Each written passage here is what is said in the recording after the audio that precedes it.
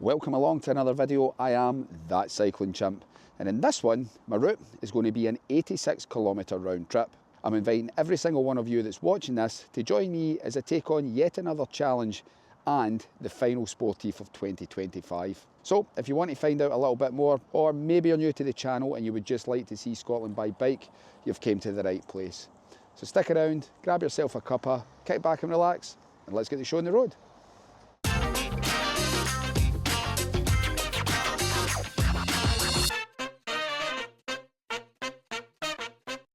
Today's adventure, we are beginning in Kilmarnock, situated 20 miles south of Glasgow City, and it's here that the Braveheart Sportive is going to start.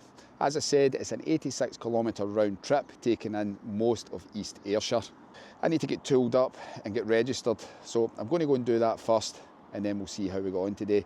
Oh, there might be a few familiar faces in this video as well, because this was totally off my radar, and it was actually somebody on Instagram that told me about it, so let's see how we go on.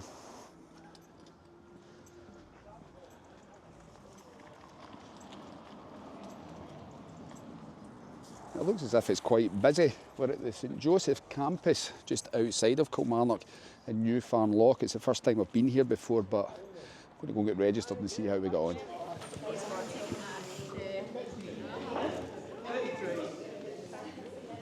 Well, that's me all registered. Today's lucky number is 134. I've already met a few familiar faces within the registration process, and I've also seen Olympian Jack Carlin as well. There's absolutely hundreds of cyclists coming down now. So I better get my bike out, get set up and see how we go on.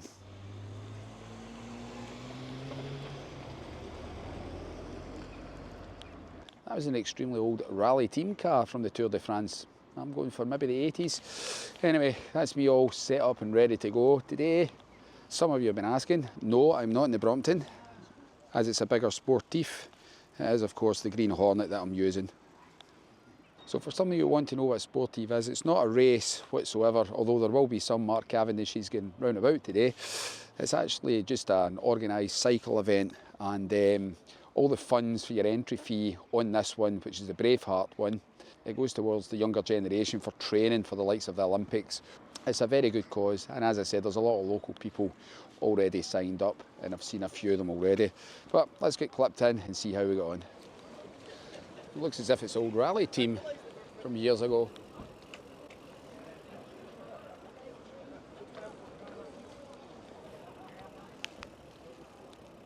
Well, that's us just about ready to set off, so let's get to the start and see what happens. A couple of familiar faces we've got there, Francois and Vicky from the Isle of Bute, as well as Alec, the Ouija wheeler in front of me. Now I'll move it up into position before we start taking off. As always, pre-Sportive I get a little bit nervous, but we'll be fine once we get out. Look at all these cyclists, it's absolutely brilliant everybody's turned out for this.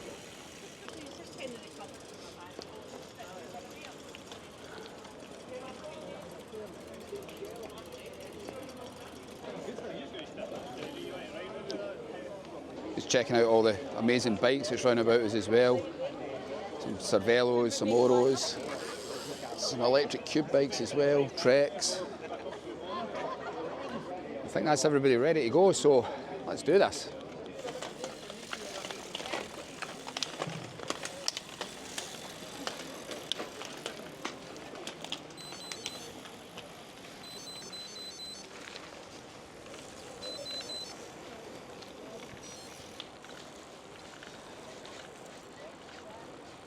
And that's us started. First point of call, the small hamlet of Moscow.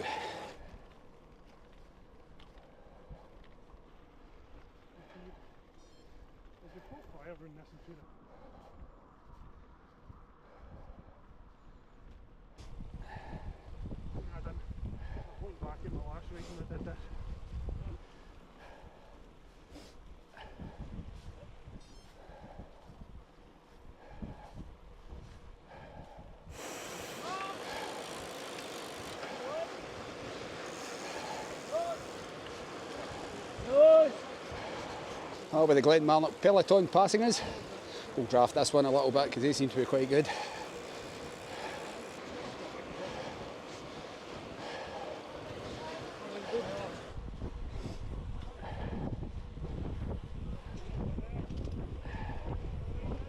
So the weather today, again, it's overcast, but it's not cold in any way whatsoever. Just hoping that rain stays off. Forecast is supposed to be no rain, but I've got my waterproofs just in case. Looking at Climb Pro, we've got 6 climbs to do today, and I haven't been doing a lot of climbs recently, as you know, so we'll just need to see how we go on today. So today's route, we're heading down towards Muirkirk, and then we turn back and we go through the likes of Catrine, Auchinleck, and then skiff by Mauchline before we start coming back up towards Kilmarnock. So we're getting there. Hi there.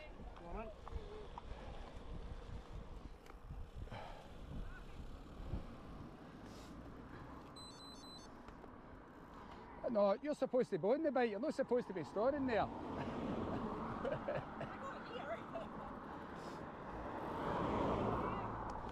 See you in a bit.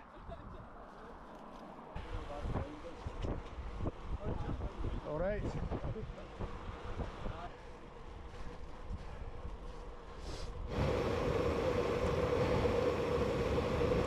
Well, that's us just heading into the hamlet of Moscow. Here's a little fact for you. It was known as Moss Hall, but in 1812 they changed it to Moscow, and that was all to do with Napoleon when he retreated from the Russian city. But one of the greatest facts about Moscow, it actually shares something very much in common with the city of Moscow, and that is the same north latitude of 55 degrees. There's also a little burn that goes through it called the Volga burn as well. The locals do know this place as Little Russia. Due to certain things that's happening over in the Ukrainian Russia just now, quite a lot of the locals that stay in the hamlet wanted to change the name.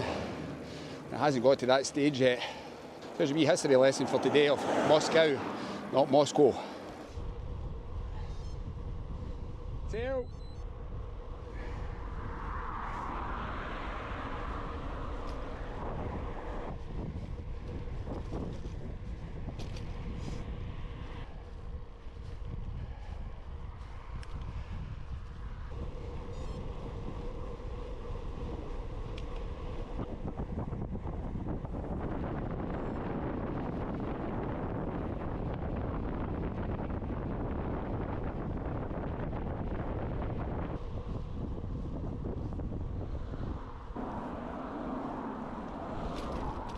How you doing?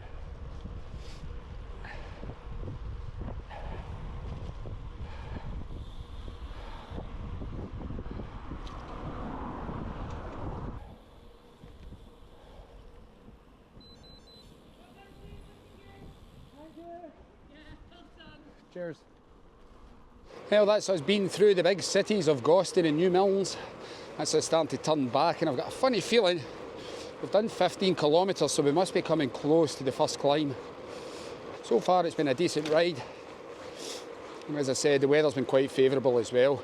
Also want to give a big shout out to everybody that's passing, encouraging the chimp by shouting out the chimp. Come on the chimp, you know who you all are. Just waiting for the Ouija wheeler to come up behind me. I've lost him a wee bit. Try and slow down just a wee bit. But it's great that we've got these volunteers out here as well. Cheers guys. Just love how the volunteers, the stewards and the marshals are all encouraging the cyclists on. I'm just going to hang back a little second here and let Alec catch up. And this is us getting into the first climb, and aye, a kilometre, 66 metres of elevation, and it looks as if it's a 6% gradient, and so it begins.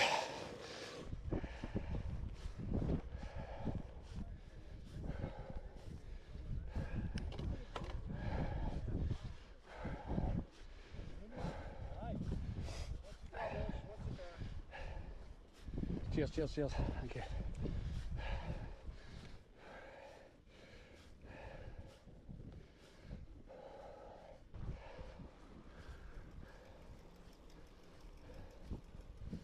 You're just drafting us through, aren't you? Well, that's the first one done. 7 minutes and 10 seconds, 6% average gradient, 1.25 kilometres. It's definitely warmed the legs up. Some of these cyclists are just screaming up it as well. It's not quite the Alps, but I suppose when you're climbing hills like this, it's always good to pretend when you've got the team car, when you've got the rally team car behind you. There's John Ouija Wheeler going to the top too. Oh, and a little descent. Brilliant.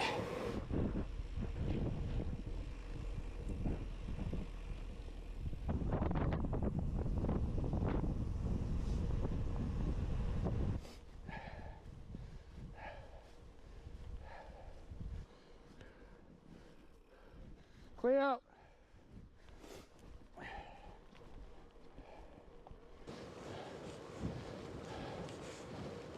Well, I remember some of these roads from Darvello. They were a lot easier getting down them than they were coming up them, but we're getting there anyway. That's us at 20 kilometres of the route, a quarter of the way through it, and I'm starting to feel not too bad. I thought with my trip up to Glasgow the other day to stretch the legs and get some mileage in, I wouldn't have been as fresh this morning, and I certainly felt that when I got on the bike. But after cranking out some of these miles, I'm starting to feel better now. We're now heading towards Muirkirk, and then we'll turn, do a little bit of the A70 before we start turning back. If you want to try this route, as always, I'll put the commute link in the description below so you can try it out.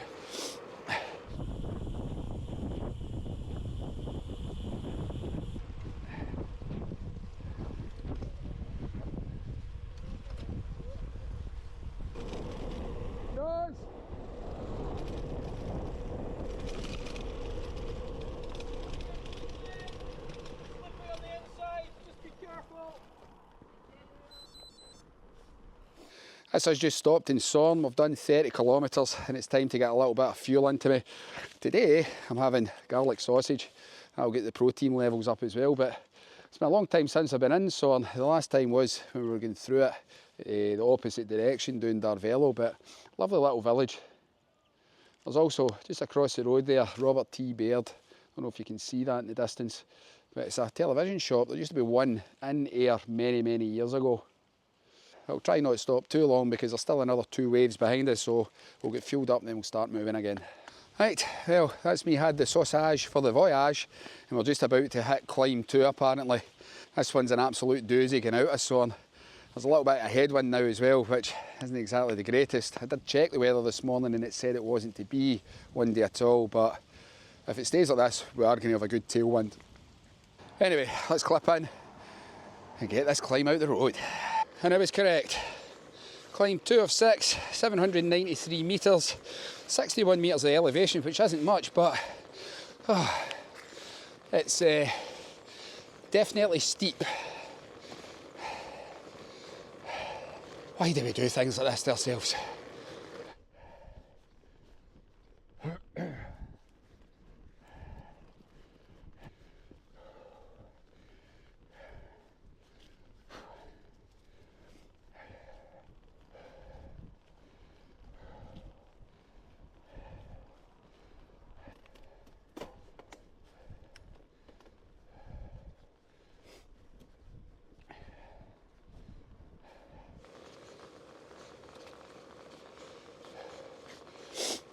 Ooh, that was a little bit of a spicy climb that. Definitely wasn't the greatest idea to have that sausage just before it. If anybody that's watching this, they've done today's sportive, let me know in the comments below what the worst climb of the day was. So far for me, it's that wee one coming out of Sorn.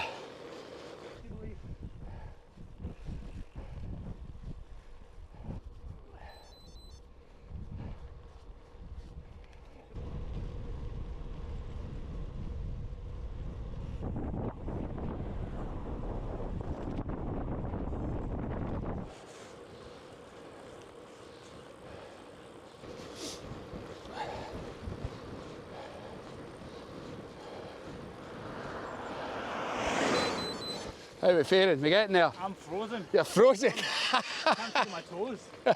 It's definitely one for the over socks. I know. So it is. It's been good going. It's that wee bit of the wind in the front of us. Headwind's not very good, but we're just about ready to turn.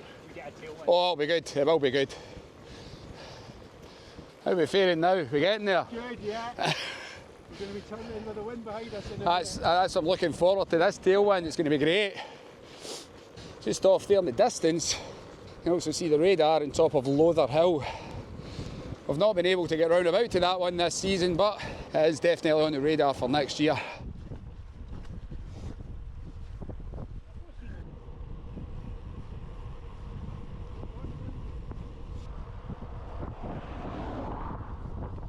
This is now on to the A70. I hate driving in this road, never mind cycling on it, but we'll fit into the third climb. It's only a wee one at 500 metres, 15 metres of elevation. But yeah, it's pretty remote out in this neck of the woods.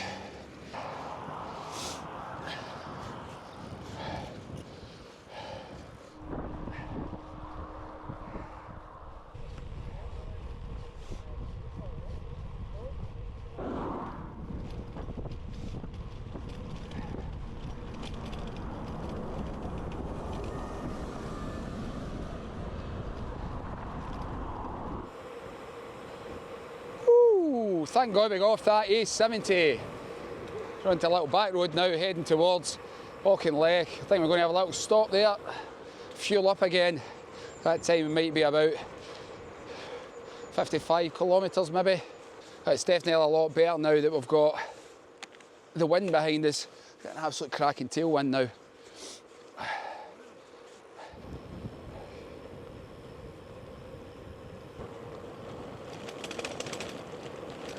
That's us just entered Auchinleck. Trying to see if we got a wee stop, fuel up again. Alex just stopped for a little minute there. Somebody's had a puncture. Wee mechanical, so he's going to help them out. I'll try and see if I can guide a couple of these guys because they're looking for a shop as well.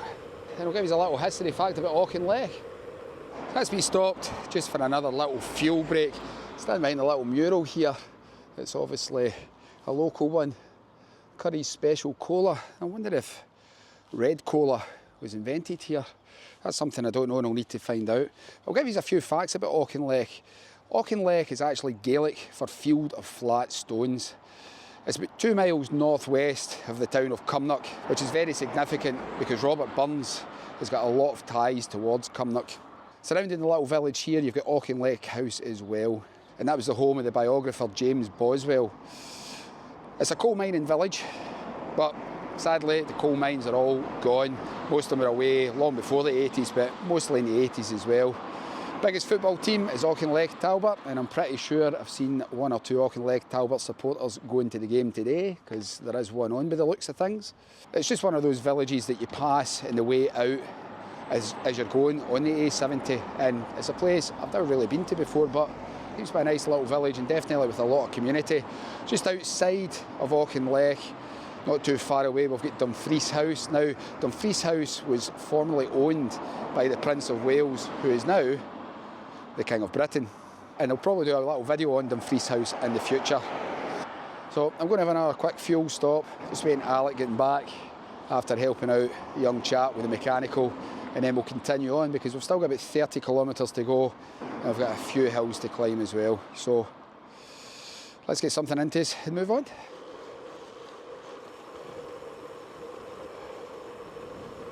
That's us just left the village of Auchinleck. We're starting to cycle towards Catrine. Now, that may trigger some of you the way I've said that, Catrine. Well, there's a good fact about Catrine. It used to be a little hamlet, again, the same as Moscow. But way back when, they built a cotton mill. Catrine, cotton. See where I'm coming from now? That's the reason that they call Catrine the way they do, although it looks as if it's Catrine. A lot of the locals will call it Catrine though, but that is the reason it's called Catrine, because of the cotton mill. The big wooden mills that was inside it that generated the water came from the Drumlanrig forest, way down at Drumlanrig Castle. So there's a bit of a link there in Ayrshire. But not only that, the power that powered the mill came from 2 artificial lochs. One of them situated high above Muirkirk, and the other one's at Glenbuck. But again, it's another village. There's a lot of ties to Robert Burns in the area as well. We've roughly got about 25 kilometres left before we get back to Kilmarnock, and I know exactly what the last climb's going to be. It's going to be the climb that we came down towards Galston. But for the meantime, I've got to navigate through Catrine.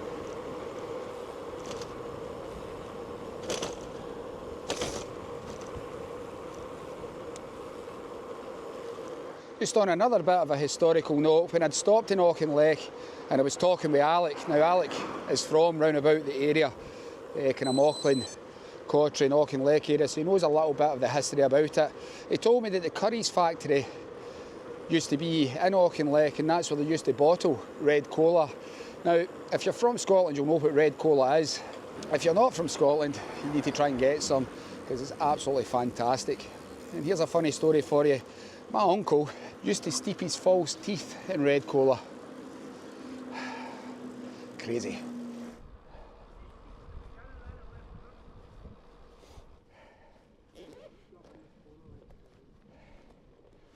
That's us just come out of the village of Catrine, and we're going up the 5th climb of the day, the Elephant's Brae, as Alex let me know what it was called. It's just over a kilometre, 5% gradient, and it's about 60 metres, so it's not a huge one, but it'll still be a challenge nonetheless. I can see some of the stewards standing at the brae before we start climbing properly by the looks of it.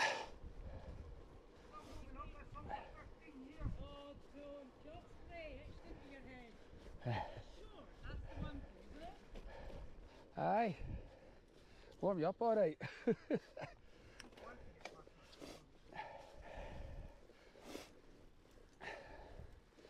Oh.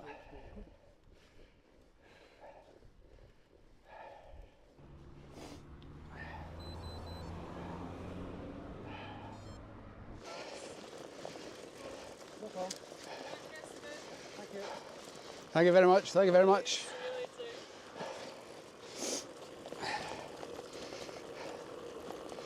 Well, that's climb 5 smashed, but I don't understand how this one isn't a climb on the map. Straight away we're going into another one, and that's definitely not on the map as an actual climb. And the last climb's supposed to be the one getting into Galston, so we'll just need to flatten this out. Starting to cook now underneath all these layers. As I said, that headwind that we had was quite chilly, but now we've got the tailwind behind us, starting to get a little bit warmer. I think it's supposed to be about 13 degrees today, which, yeah, that's pretty much a summer's day here in Scotland. I just wish the sun had come out for a little bit. Still haven't seen the sun in about 2 weeks here, it's just been overcast far too much. Anyway, let's get to the top of this.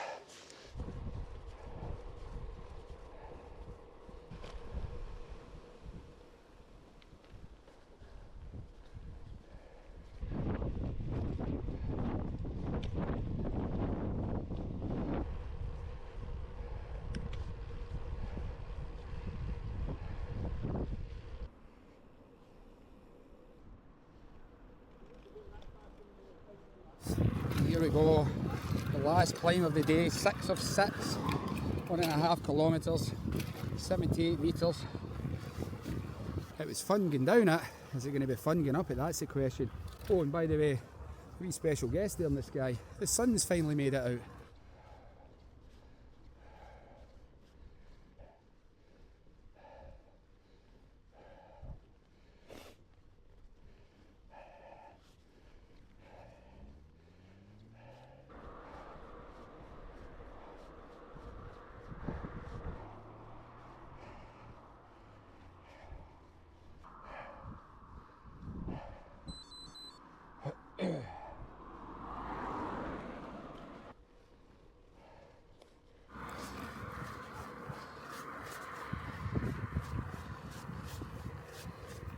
Thank God that's the last climb of the day done, 8 minutes and 20 seconds.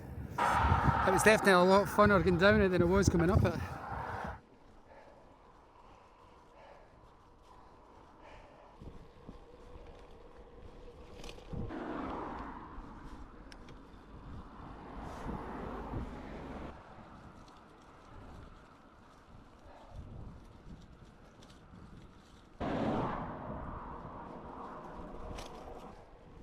Surely you've not been standing there all that time. Try the downhill bit. Oh, I can't wait for that.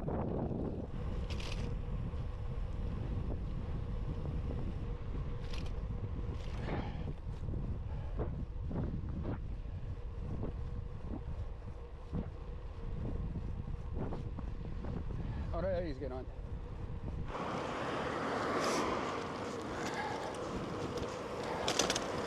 Well, that's us got to the end of yet another video. I'd just like to thank you all for sticking around and watching today, keeping us company along the Sportive.